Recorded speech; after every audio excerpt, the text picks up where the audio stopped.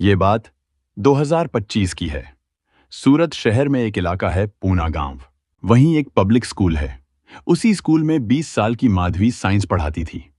नई टीचर थी, काम सीख रही थी, पढ़ाने में ठीक थी और बच्चों से अच्छा बर्ताव रखती थी। उसी स्कूल में 10वीं का एक लड़का था, माधव। माधव और माधवी दोनों एक ही अपार्टमेंट में रहते थे।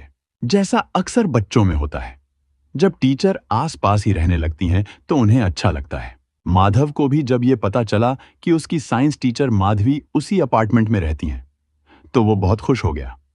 घर पहुंचते ही उसने अपनी मां को ये बात बताई। मां के लिए ये कोई बड़ी बात नहीं थी, लेकिन बेटे के चेहरे की खुशी देखकर वो भी मुस्कुरा दी। समय बीतता गया। हाफ ईयरली एग्जाम में माधव के नंबर अच्छे नहीं आए।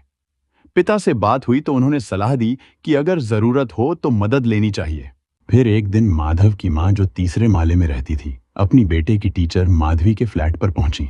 उन्होंने अपना परिचय दिया और माधव को घर पर साइंस पढ़ाने की बात कही। माधवी राजी हो गई। उसने कहा, वैसे तो मैं कोचिंग नहीं करती, लेकिन माधव मेरा प्रिय स्टूडेंट है, इसलिए आप शनिवार रविवार को उसे भेज दिया करें, मैं गाइड कर दूंगी। माधवी राजी हो गई तो माधव 2 दिन बाद शनिवार की शाम 4 बजे उनके फ्लैट पर जा पहुंचा। लगभग 2 महीने तक ऐसा चलता रहा।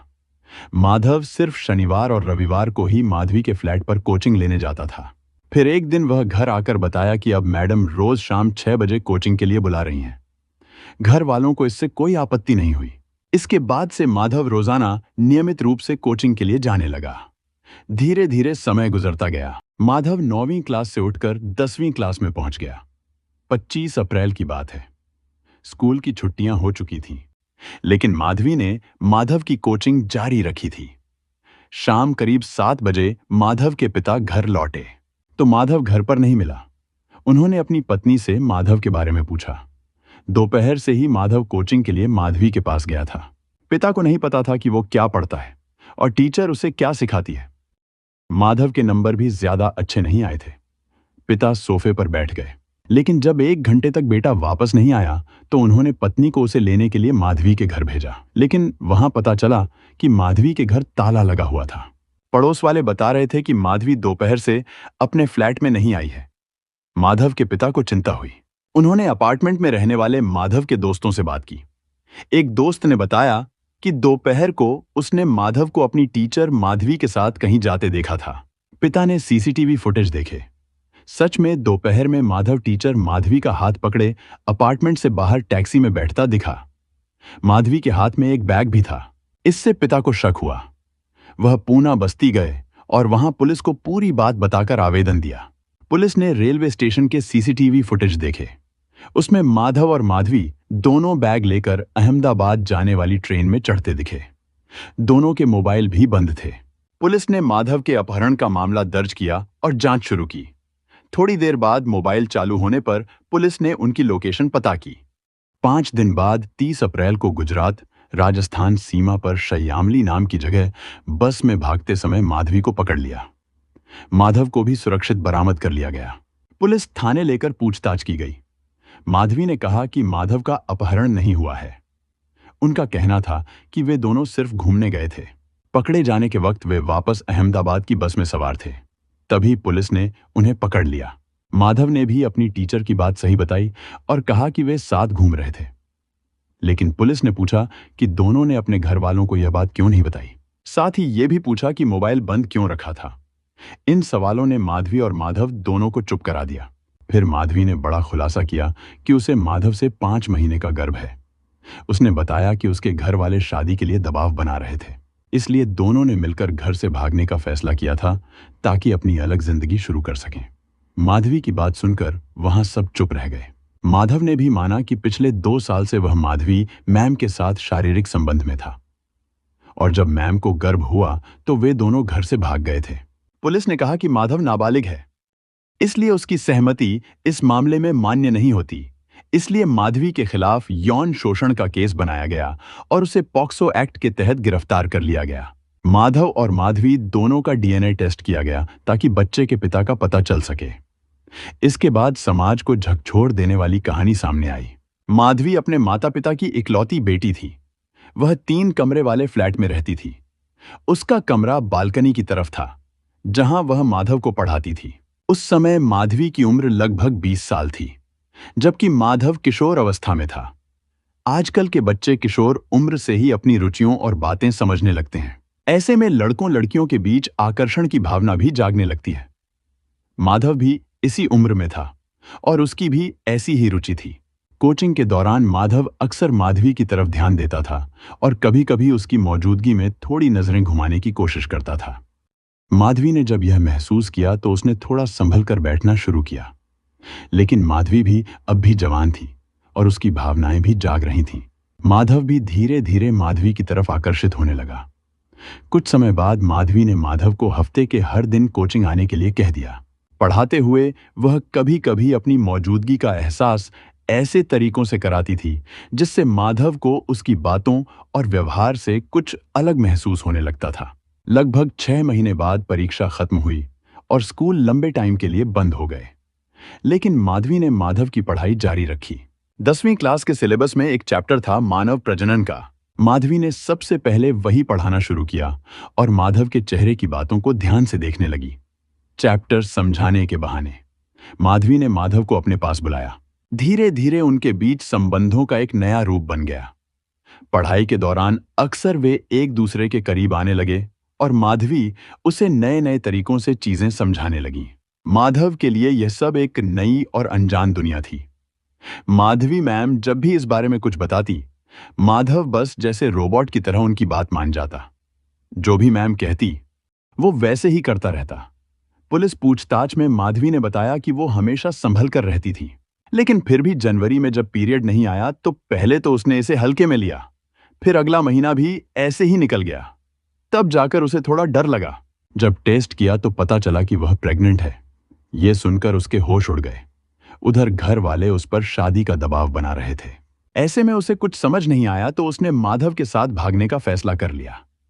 25 अप्रैल को दोनों घर से निकल गए। घर से निकलने के बाद दोनों सबसे पहले सूरत से वडोदरा पहुंचे। वहां रात को एक होटल में रुके। अगले दिन सुबह अहमदाबाद चले गए और पूरा दिन वहां घूमते रहे। फिर रात को बस पकड़कर जयपुर पहुंच गए। जयपुर में एक दिन रुके और वहां से दिल्ली चले गए। दिल्ली में कुछ घंटे बिताए और फिर वृंदावन पहुंचकर मंदिरों के दर्शन किए। इसके बाद वापस जयपुर आए और फिर 30 अप्रैल की सुबह अहमदाबाद लौटने के लिए निकले थे। तभी पुलिस ने उन्हें पकड़ लिया। एक स्पेशल पॉक्सो कोर्ट ने 23 साल की टीचर को गर्भपात की इजाजत दे दी। डॉक्टरों की रिपोर्ट के मुताबिक उसे 22 हफ्ते का गर्भ है। कोर्ट ने आदेश दिया है कि उसका गर्भपात सूरत नगर निगम के SMIA अस्पताल में 1 हफ्ते के अंदर कराया जाए। साथ ही भ्रूण को DNA जांच के लिए सुरक्षित रखा जाए ताकि आगे की जांच में मदद मिल सके। कोर्ट के आदेश के बाद टीचर का मेडिकल प्रोसेस शुरू कर दिया गया।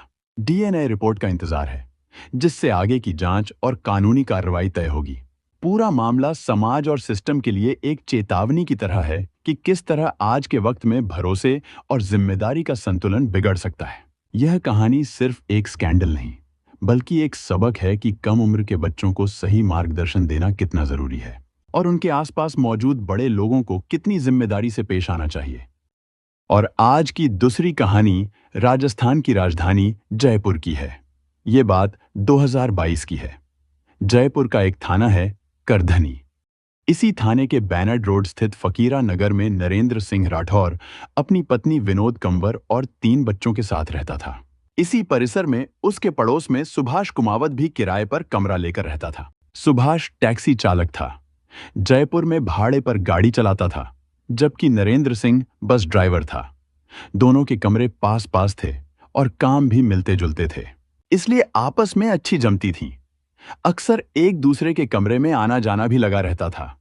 सुभाष फुल टाइम ड्राइवर नहीं था, पार्ट टाइम में गाड़ी चलाता था। वो असल में गांव में रहता था। जब भी कोई उसे गाड़ी चलाने के लिए बुलाता, तब जयपुर आ जाता था। इस दौरान वो फकीरा नगर वाले अपने कमरे में 2-3 दिन रुक जाता, काम निपटाता और फिर वापस गांव चला जाता था। नरेंद्र की पत्नी विनोद कंवर एक फैक्ट्री में काम करती थी। 6 मार्च 2022 की शाम दोनों पति पत्नी अपने अपने काम से लौटे थे। घर आकर विनोद ने चाय बनाई और अपने पति से कहा कि सुभाष के लिए भी चाय तैयार है, उसे बुला लाओ। नरेंद्र सुभाष को बुलाने उसके कमरे की तरफ गया, लेकिन वहां का नजारा देखकर वह घबरा गया, कमरे में सुभाष की लाश पड़ी थी। यह देखकर नरेंद्र सीधे अपने घर की ओर भागा और पत्नी को जाकर सारी बात बताई। यह सुनकर विनोद कंवर भी पति के साथ दौड़ती हुई सुभाष के कमरे पर पहुंची। कमरे में खिड़की के पास सुभाष की लाश पड़ी थी। ये देख दोनों घबरा गए। फिर नरेंद्र ने मकान मालिक को खबर दी। मकान मालिक ने तुरंत करधनी थाने की पुलिस को इस बारे में जानकारी दी। शाम का वक्त था। थाने में थाना प्रभारी बनवारी लाल मीणा बैठे थे। उन्हें जैसे ही लाश मिलने की खबर मिली, वो अपनी पुलिस टीम के साथ मौके पर पहुंच गए। उन्होंने वहां जाकर सुभाष की लाश का अच्छे से मुआयना किया। देखने पर पता चला कि मृतक के हाथ और गर्दन पर चोट के निशान थे, जो कुछ गड़बड़ की ओर इशारा कर रहे थे। सुभाष की लाश देखकर पहले तो यही लगा कि कहीं उसे हार्ट अटैक तो नहीं आया और गिरने से चोट लग गई हो, लेकिन उसके हाथ और गर्दन पर जो निशान थे वो शक पैदा कर रहे थे। इस बीच वहां आसपास के लोग और मकान मालिक भी जमा हो गए। सबका कहना था कि सुभाष एक मिलनसार और शांत स्वभाव का लड़का था। टैक्सी चलाता था और किसी से ज्यादा बात नहीं करता था। वो अक्सर कुछ ही दिन के लिए कमरे पर आता और काम खत्म करके गांव लौट जाता था। पुलिस ने जब पूछताछ की तो विनोद कंवर ने बताया कि सुभाष उनके परिवार से अच्छे से जुड़ा हुआ था। उसी दिन चाय पीने के लिए उसका पति उसे बुलाने गया था, लेकिन वहां सुभाष की लाश मिली। जांच में पुलिस को पता चला कि सुभाष जयपुर के गोविंदगढ़ थाना इलाके के ढोडसर गांव का रहने वाला था। मामला संदिग्ध लग रहा था, इसलिए पुलिस ने तुरंत उसके घर वालों को खबर दी और फॉरेंसिक टीम को भी मौके पर बुला लिया। जांच और जरूरी कार्रवाई के बाद पुलिस ने सुभाष की लाश मोर्चरी भेज दी। मामला संदिग्ध लग रहा था, इसलिए पुलिस ने मेडिकल बोर्ड से सुभाष का पोस्टमार्टम कराया। रिपोर्ट में सामने आया कि उसकी मौत गला घोंटने से हुई थी। साथ ही उसके चेहरे और हाथों पर नाखूनों के निशान भी मिले, जो साफ तौर पर किसी संघर्ष की ओर इशारा कर रहे थे। इसके बाद सुभाष के भाई सुनील ने थाने में अज्ञात व्यक्ति के खिलाफ हत्या की रिपोर्ट दर्ज कराई। एफआईआर दर्ज होते ही पुलिस एक्शन में आ गई। पुलिस ने इलाके में लगे सीसीटीवी कैमरों की जांच शुरू की और आसपास के लोगों से पूछताछ भी की। सुभाष की मौत को 4 दिन हो चुके थे, लेकिन पुलिस को अब तक हत्यारे का कोई सुराग नहीं मिला था। इससे उसके घर वालों में नाराजगी बढ़ती जा रही थी। पुलिस का अंदाजा था कि सुभाष की मौत से पहले कोई जोरदार झगड़ा हुआ था। शायद उसने खुद को बचाने की कोशिश की थी, तभी उसके शरीर पर नाखूनों के निशान आए थे।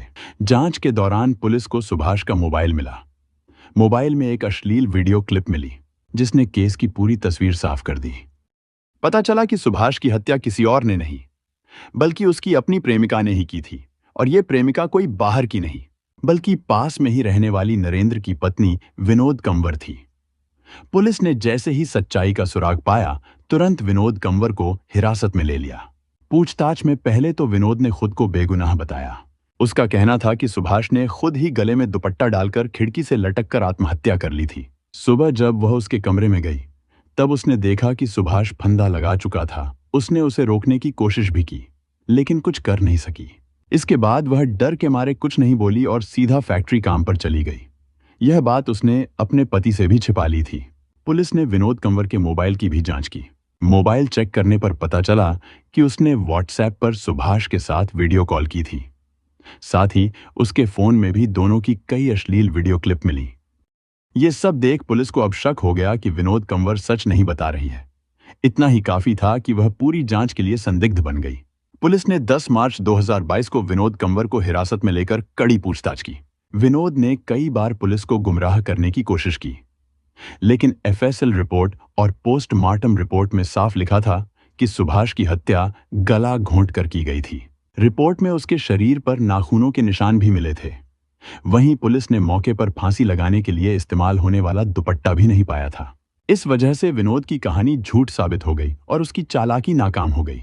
पुलिस की कड़ी पूछताछ के बाद विनोद कंवर टूट गई और सुभाष की हत्या का जुर्म कबूल कर लिया।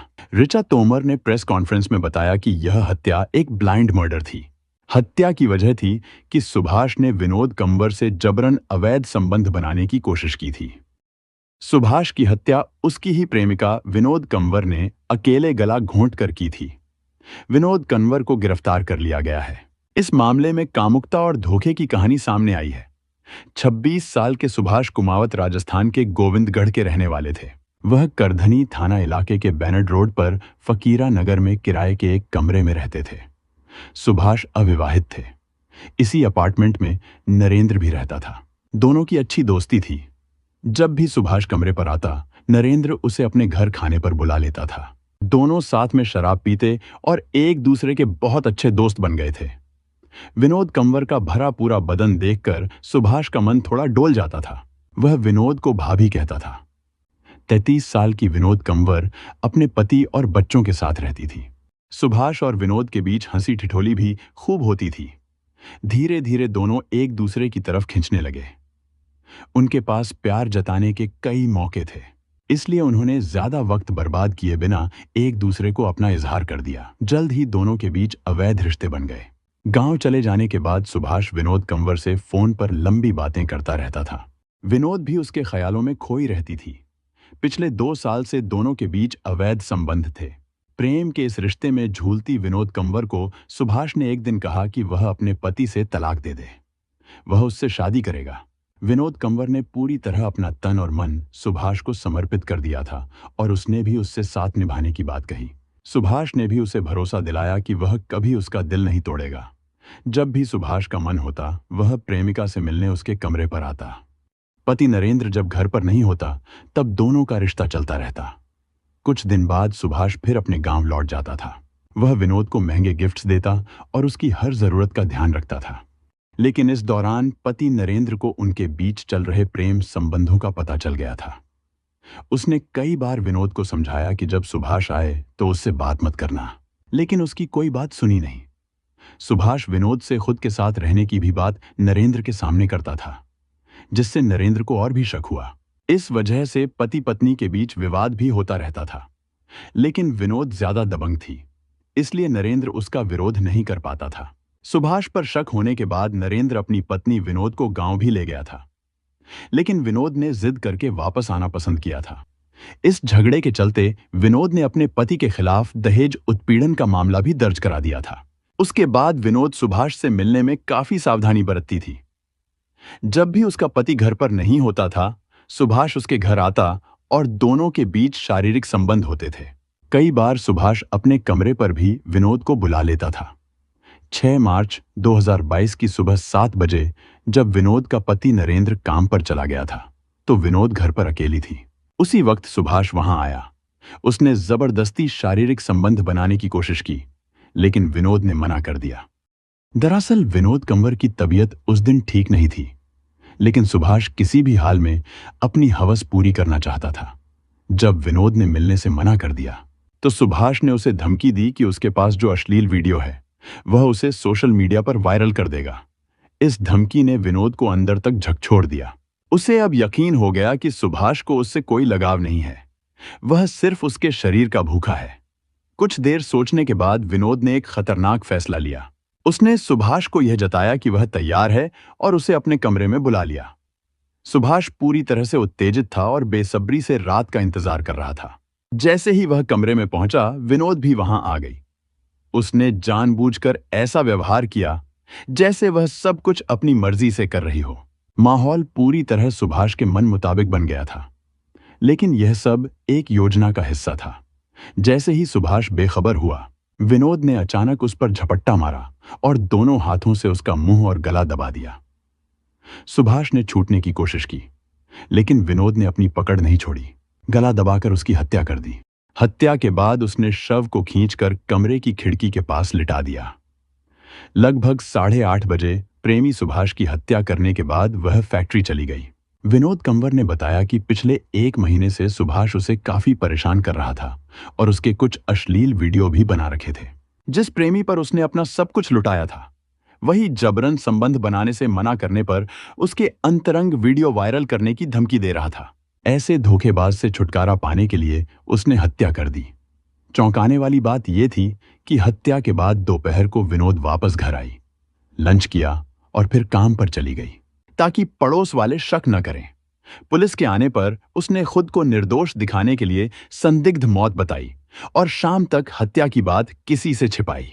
उसने पति को भी सुभाष के पास चाय पीने बुलाने भेजा। 4 दिन बाद पुलिस ने सबूतों के आधार पर विनोद कंवर को गिरफ्तार कर इस हत्याकांड का पर्दाफाश किया। 10 मार्च 2022 को उसे गिरफ्तार कर जेल भेज दिया गया। प्रेम के झूठे मायाजाल में फंसकर विनोद ने अपना परिवार तोड़ दिया और अब वह पति बच्चों से भी दूर हो गई है। इस घटना ने आसपास के लोगों को सचेत किया है कि कैसे अवैध संबंध और दबाव कभी-कभी रिश्तों को टूटने और अपराधों की तरफ ले जाते हैं। अब विनोद कंवर का परिवार भी टूट चुका है और उसके पति और बच्चे अब एक अलग जिंदगी जीने को मजबूर हैं। यह कहानी एक चेतावनी बन गई है कि प्यार और विश्वास के साथ-साथ समझदारी और ईमानदारी भी जरूरी होती है।